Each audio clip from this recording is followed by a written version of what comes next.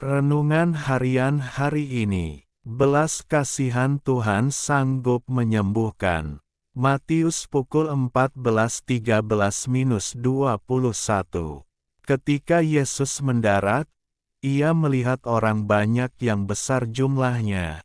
Maka tergeraklah hatinya oleh belas kasihan kepada mereka dan Ia menyembuhkan mereka yang sakit. Matius pukul 14.14. Jika sampai hari ini kita masih dapat bernafas, menghirup udara segar, diberi kesehatan tubuh, dan kembali beroleh kesempatan dari Tuhan untuk melakukan aktivitas dan mengerjakan semua yang telah dipercayakannya, itu semata-mata karena anugerah Tuhan. Tak berkesudahan kasih setia Tuhan, tak habis-habisnya rahmat-Nya, selalu baru tiap pagi, besar kesetiaan-Mu. Ratapan pukul 3.22-23. Di sisi lain ada saudara kita yang sedang terkulai lemah tak berdaya karena sakit penyakit yang diderita. Hari-hari yang dijalaninya tampak kelabu dan sepertinya tertutup awan tebal. Hati kecilnya pun bertanya-tanya, masih adakah harapan baginya untuk melihat hari esok? Di dalam Tuhan selalu ada harapan. Sebab kita punya Tuhan yang adalah Sang Penyembuh. Orang beroleh kesembuhan dari Tuhan bukan karena ia aktif dalam pelayanan, bukan karena ia berstatus orang kaya atau berpangkat, bukan karena ia memiliki wajah yang rupawan, bukan juga karena ia hebat dan pintar, melainkan karena belas kasihan Tuhan. Perhatikan dua kisah ini. Ada dua orang buta yang duduk di pinggir jalan dan berserulah mereka kepada Yesus, "Tuhan, Anak Daud, kasihanilah kami." Matius pukul 20.30. Lalu, tergeraklah hati Yesus oleh belas kasihan, lalu Ia menjamah mata mereka dan seketika itu juga mereka melihat lalu mengikuti Dia. Matius pukul 20.34. Juga, seorang sakit kusta datang kepada Yesus dan berlutut di hadapannya, "Kalau engkau mau, engkau dapat mentahirkan aku." Maka tergeraklah hatinya oleh belas kasihan, lalu ia mengulurkan tangannya, menjamah orang itu. Seketika itu juga lenyaplah penyakit kusta orang itu, dan ia menjadi tahir.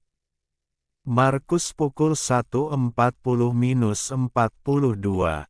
Belas kasihan Tuhan adalah pintu menuju kepada kesembuhan dan pemulihan. Mungkin bukan fisik kita yang sakit, tapi ekonomi kita sedang sakit, hubungan suami istri sedang sakit, pelayanan kita sedang sakit. Tak ada jalan lain selain kita harus datang kepada Tuhan dengan penuh kerendahan hati dan memohon belas kasihan-Nya. Aku akan menaruh belas kasihan kepada siapa aku mau menaruh belas kasihan dan aku akan bermurah hati kepada siapa aku mau bermurah hati. Roma pukul 9.15. Ilustrasi. Melukis di atas pasir. Di sebuah desa nelayan yang terpencil, hiduplah seorang kakek yang setiap pagi pergi ke pantai. Ia datang bukan untuk menjala ikan, tetapi untuk melukis di atas pasir. Dengan sebatang kayu tua, ia menggambar pemandangan yang sangat rumit, wajah manusia, burung-burung yang terbang, hingga pola-pola geometris yang sangat indah.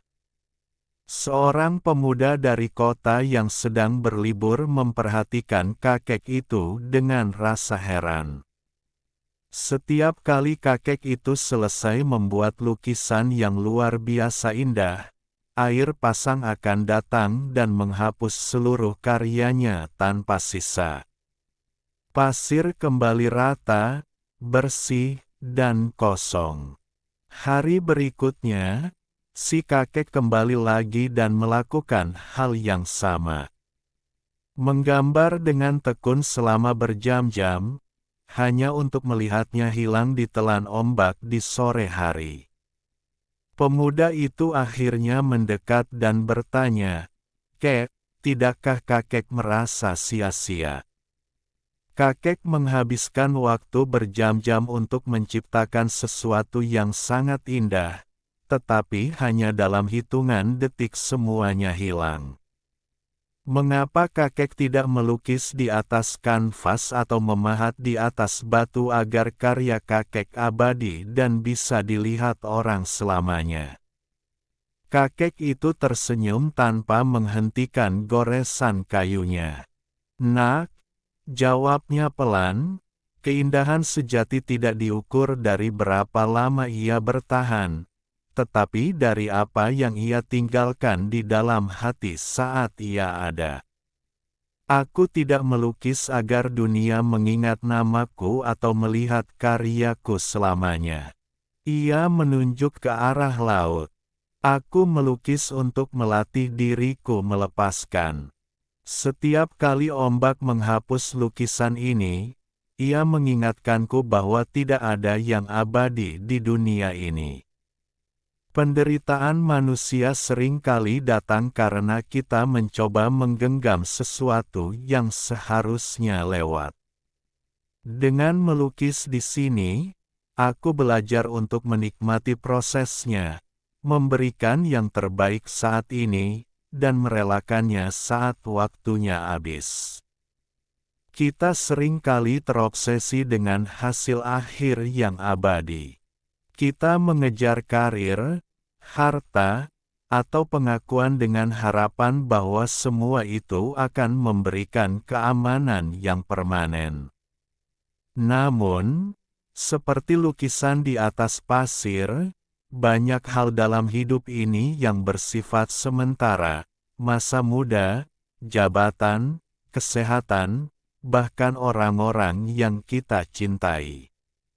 Banyak orang menjadi stres dan kecewa karena mereka terus-menerus mencoba memahat di atas batu sesuatu yang sebenarnya hanya garis di atas pasir. Mereka lupa menikmati perjalanan karena terlalu fokus pada hasil yang ingin mereka simpan selamanya. Memberikan yang terbaik dalam setiap tugas, hubungan, dan pekerjaan kita bukan supaya kita bisa memilikinya selamanya, tetapi karena itu adalah bagian dari pengabdian kita. Hidup akan terasa jauh lebih ringan ketika kita belajar untuk mencintai prosesnya tanpa harus terbebani oleh ketakutan akan kehilangan. Jangan biarkan ketakutan akan ombak hari esok merusak kebahagiaanmu saat sedang melukis hari ini. Berikan yang terbaik sekarang, lalu biarkan waktu melakukan tugasnya. Sebab kita tidak membawa sesuatu apa ke dalam dunia dan kita pun tidak dapat membawa apa-apa keluar. 1 Timotius 6:7